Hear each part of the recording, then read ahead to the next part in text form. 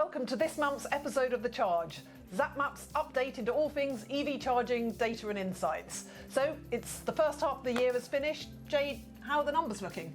Yeah, so over the first half of the year, you can see that there are now over 64,000 devices on Zapmap, and that's an increase of over 46% year on year.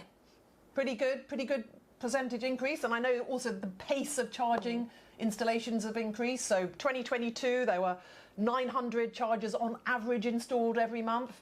2023, that went up to 1,400, and then 2024 is up to 1,900. So pretty good. 34% increase compared to this time last year.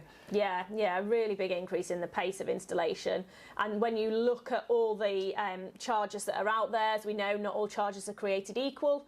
And you can see that actually the ultra rapids, so 150 kilowatts plus, are the group that is going in at the fastest rate. So we've seen those 114% increase over the last year in those kind of devices. Wow, that's a sort of a continued shift, isn't it? As the CPOs respond to the need for EV drivers wanting to charge up more quickly, and they're also future-proofing their network as the cars are able to take more and more power.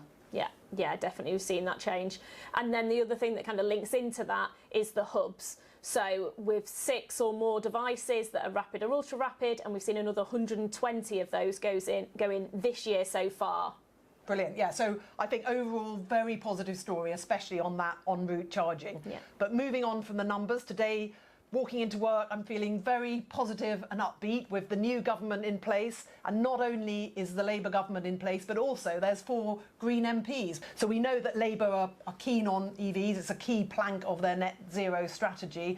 And when we interviewed Bill Esterson when he was the Shadow Transport Minister, he committed to restoring the 2030 phase out of ICE vehicles, which is great news. And then Labour recommitted that in the manifesto, so it feels like it's going to happen. Yeah, I think that's really positive news. And as we saw, we've got the ZEV mandate, and that has been making an impact, but it's that consumer confidence that we saw drop off a bit when that date was moved to 2035. So getting that date back to 2030 should be really positive for the industry. And then the other thing that we see Labour doing is the commitment to continuing to roll out the charging infrastructure. Really important and really important for consumer confidence. Not just the numbers, which we know are going up, but it's also that visibility that's important. So that's why it's been great this month to see the couple of industry-led events. Firstly, the EV Rally from London to Geneva, and then secondly, the Green Fleet EV Rally around the UK. We had Zapmappers taking part in both of those, and our very own Jade was on the EV Rally. How did it go? Yeah, it was fantastic to go on the EV Rally. So there was 1,500 miles covered over 5 days, and 55 vehicles were doing the rally. I was really lucky to take part with Team Compleo. They picked me up on the 4th day. So that I could join the rally there. And actually what they were saying was they were in a new Kia and a new Hyundai, and the range on those vehicles and the power of charging, they weren't actually finding that they were having to really think about where they were stopping to charge. Actually, they were just building that in as they went round the rally and went to the various checkpoints. So that was really reassuring to hear about what they experienced so far. Yeah, but then your leg was a bit more rural? Yeah, so on my leg then we were kind of on the final day particularly going from Exeter, going up through Wales. And so we really did have to think and make a strategic stop to charge. And we had Zapmap, so we of course used Zapmap and were able to see that there was a charger well located and it was available and working. And actually, yeah, it was exactly as promised when we got there. So we were able to make that stop and then continue on our way up through Wales.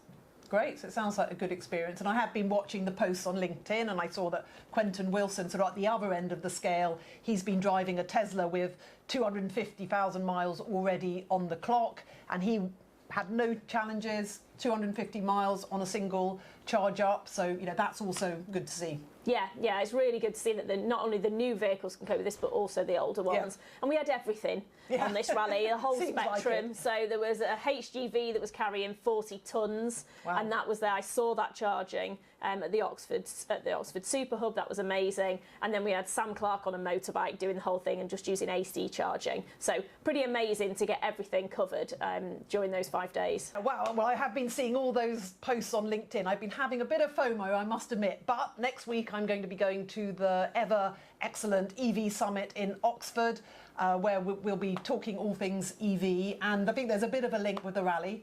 Yeah, so actually the Oxford Super Hub at the Redbridge Park and Ride was born from a partnership and an idea from the EV Summit, and actually it was its second birthday on the day I was there, so that was cool. Really great to see that, and they had cake for everyone as well, so that was a bonus. Very nice. Yeah, and then I guess next month you're also going to be revamping your utilisation. Yeah, so this month I'm working with Green Finance Institute, and we're going to do an update of the white paper that we did on utilisation, and then actually we're doing a webinar on the 23rd of July, working with Professor Colin Heron and with Field Dynamics, who've also done work on utilisation over the last year. So bringing everybody together to do a really great webinar. Brilliant. Well, that sounds great. That's all we've got time for. Please do sign up for Jade's webinar. And as ever, if you need any more data on EV charging, please do get in touch.